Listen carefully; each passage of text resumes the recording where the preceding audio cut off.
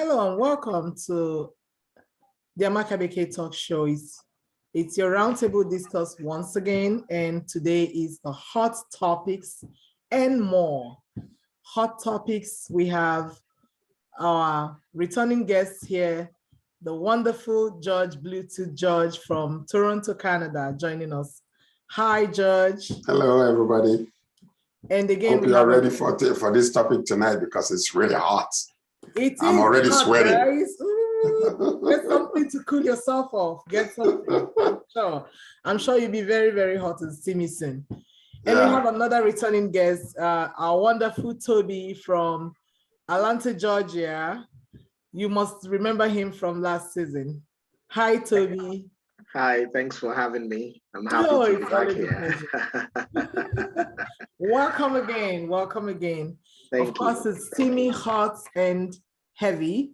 A little heavy. Let's jump right into it. It's your amiable host, Amakabeke, wishing you all the best, and hang on with us, and we will see where this takes us to. Okay, let's begin with domestic assault. Can we discuss domestic assault for a minute? Domestic assault and emotional abuse. So, Toby, in view of the season, the current season, what are your thoughts on domestic assault? Well, I'll say domestic assault is bad, and regardless of where it comes from, whether to the male or to the female or to children, what is termed assault is bad. And there's no how to look at it. There's no justification for it. What is bad is bad. And all across the world, it's not just something peculiar to a race or to a people. If you're not disciplined enough to hold yourself when you're angry or when you're mad, it results to things that happen afterwards. So let's get that out of the way first of all. It's bad, it's bad. But there are certain things that lead us to domestic assault. There are certain things that will push a man or push a woman to stabbing her husband. And as well, we have to review those things as well. We have to pay attention to them. Because if you are just looking at the problem without looking at the causes of the problem, then we're not ready to solve them. So I'll want us as well to look at what areas have we gone wrong that pushed us to the place, because this is not normal. No, it's not. Historically, it's not something that hasn't happened, but the rate at which it happens these days is not how it used to be in the past. In the past, there was decorum, even when there was not so much freedom as now. There was still some sensible behaviors between partners, between families. But today, caution is in the wind, and everybody throws a knife, pulls a gun at the slightest provocation. So I wouldn't want to jump into it full force yet, but I'll say domestic violence, no to it. Absolute and no. Thank you very much, Toby. George, what are certain signs to identify and warn ourselves against with regards to domestic assault? Well, someone once said that the value system of the oppressor quite naturally will become that of the oppressed, because the oppressor's point of view will automatically become the thinking, the line of that person who is being oppressed. As a matter of fact, as a man thinking in his heart, as a woman thinking in their heart, so they are. And as you continue to think, so you remain. So what I'm saying is the value system of the oppressor is when a man or a woman is not confident in their own flesh, that's number one thing where you will begin to see abuse begin to rise in a relationship. Oh, wow. For instance, never thought that. The signs you will see that is If you grew up seeing your parents always fighting, as much as you might hate it, you might become a victim of that circumstance by repeating the same thing that your parents were doing. Now, you see a lot of women, they will be like, okay, no, he's a fantastic guy. You know, he's just trying to express his love towards me. That because he abused me. He's already apologized. And then you see them, you know, they make up. And then tomorrow it begins again. That's what you call the abuser syndrome. Number one of the signs that you will see in those is people that are afraid of being alone, people that are afraid of, you know, starting all over again. Therefore, they stay in the same relationship. Now, one thing that we can tell you for sure after studies upon studies is when you see a man or a woman begin to exhibit certain characteristics after certain time in their relationship, because everybody tends to put their first, you know, their best foot forward whenever, you know, I'm trying to impress you where, you know, I want to be this macho guy, the fantastic guy that shows you that I'm the best in the world. But when the dust settles, the cloud dissipates, the real person shows up. That's the reason why we always say any relationship you enter into, it is good to give yourself at least 18 months to fellowship with that person, to get to know the person, because by this time, all those little things that we have been trying to appease you, trying to make sure that you think that we're the best guys, exactly, it's already dissipated. Therefore, the real person now shows up. So, like my brother said, Toby said, abuse is that we should have zero tolerance for abuse. Zero tolerance for abuse. Zero condonment. You cannot allow it to happen. Now, most of the time when you listen to, you know, a lot of people and a lot of narratives is always like from the man to the woman. But there are a lot of women that abuse men. Absolutely. Psychologically, emotionally, and otherwise, even physically sometimes. Even physically, yeah. Yes. So, you know, like if a man makes a mistake and the woman just raises up their hand and slaps the man in the public or even privately, what are you expecting? There is no respect in that relationship. Women naturally seek security. Yeah. Women naturally seek protection from their husbands. And the husband ultimately seeks what you call reverence and respect from the woman. Yeah. And when such is lacking, you will always see squabble coming. Right. Thank you very much, George, for articulating that. So, Toby, is the primary cause of domestic assault, which is, physical in nature, anger, resentment, or fear? What do you think? I think it's a combination of all of that and some other factors outside of that as well. But it's not just one of them. It can be either. It depends on what the family is. But I will not even want to look at the causes from those three.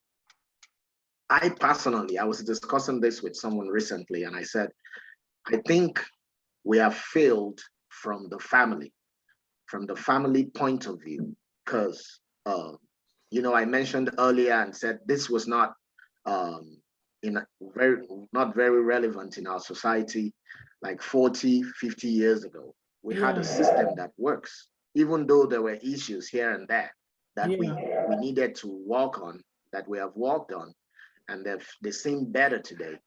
It exposed a lot of other things that were considered better in those previous times. But where am I going with that? If a family does not institute the right values in a child, that child grows up to become whatever he feels like becoming. And I think that's a problem with our present culture. The immediate parents that raised the present day adults failed in certain responsibilities. Not all of them, but these issues we're having are not just what someone grows to be. It has started from what institutes a child is affected from the school, the society, the home, and peer groups. If you remove those four, a child is a plain open field.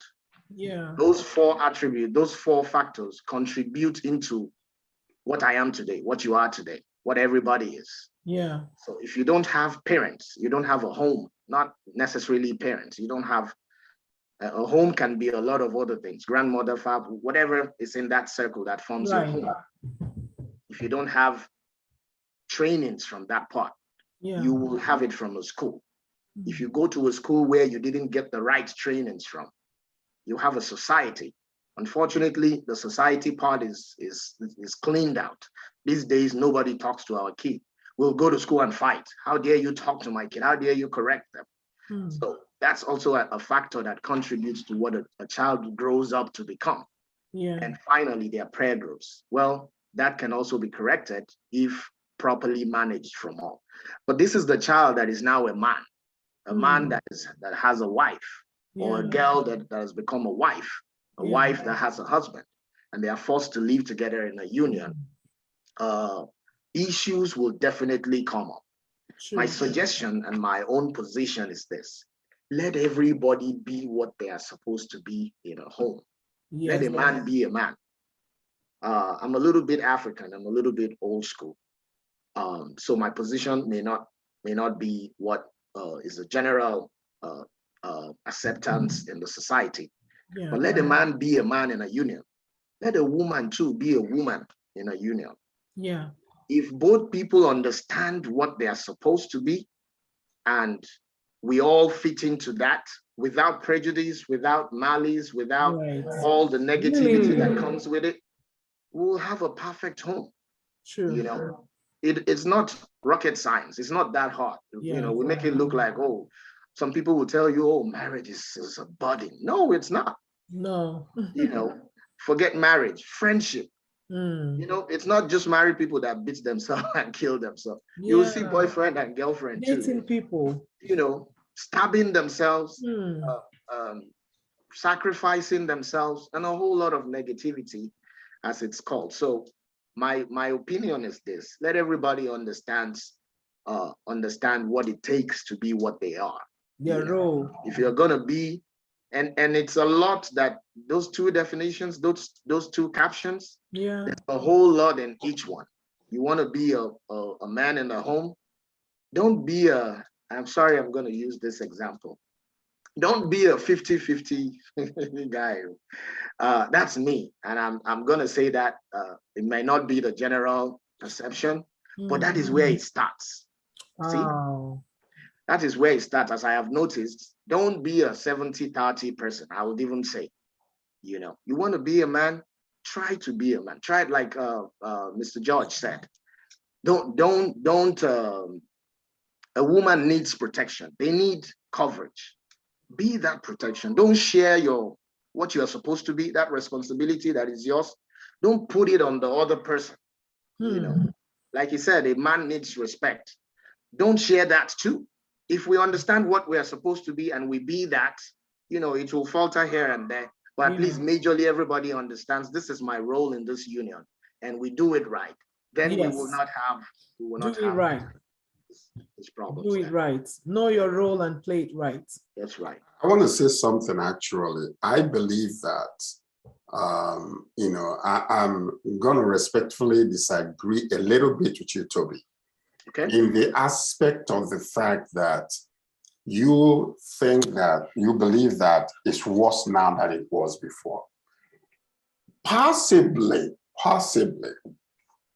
it is possible that it's increased a little bit, but I think because of the emergence of the social media, whereby things are publicized worldwide. There's a young lady, a fantastic lady that just died recently in Nigeria, a songwriter and a woman that I've listened to, and you know, the allegation is alleged that the husband was the one that killed her, you know, basically by beating her up, and has done so for the longest.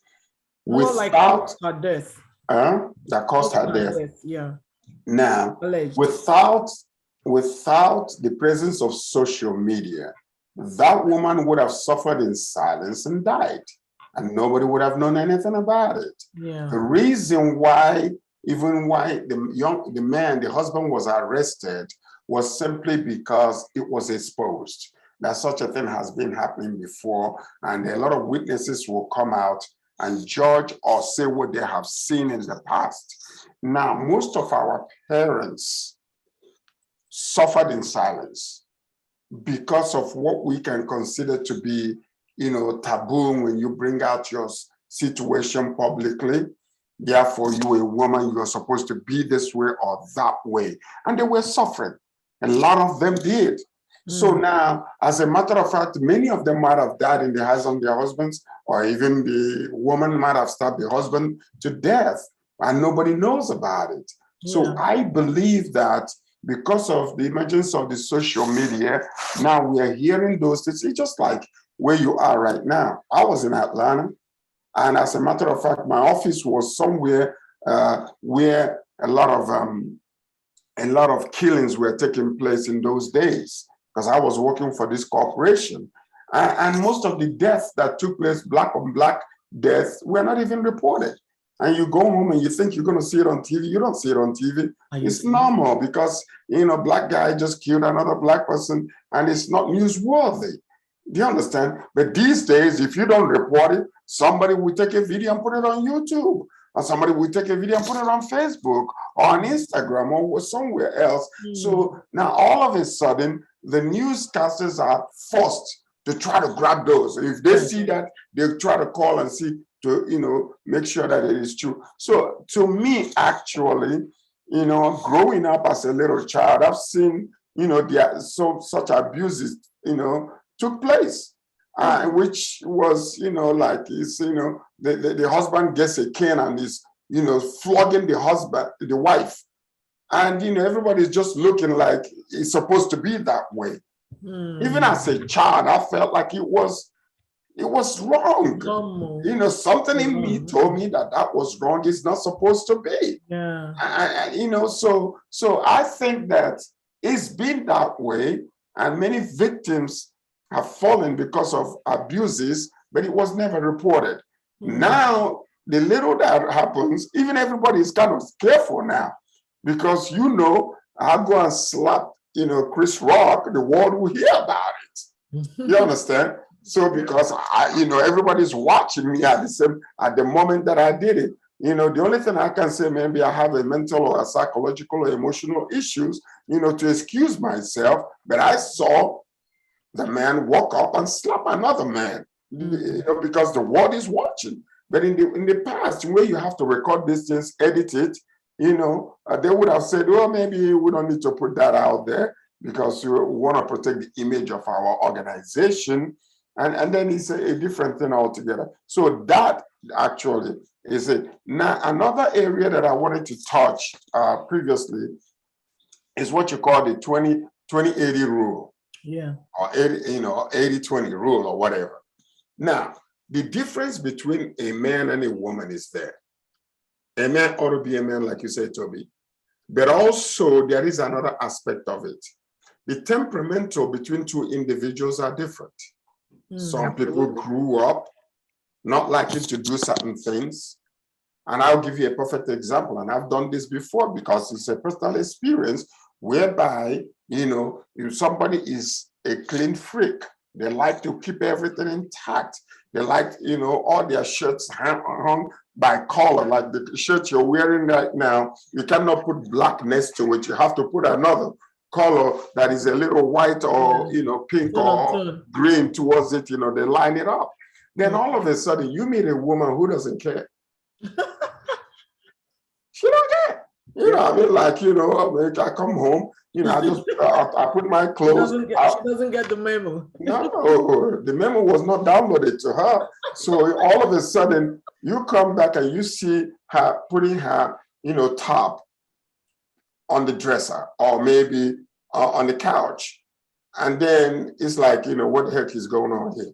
I say, honey, can you take your clothes, or you take it up and then you say, oh, I saw this out there, you know, so you go ahead and hang it. You know, 2 weeks after you see the same thing and you do it again. And then you speak up because, you know, you love her. You know, love is blind. Your marriage is an eye-opener. Let's so take now a you, quick break, Judge. so all of a sudden you Let's say, take a quick break. We're going to be right back. Let's take a quick break. Okay.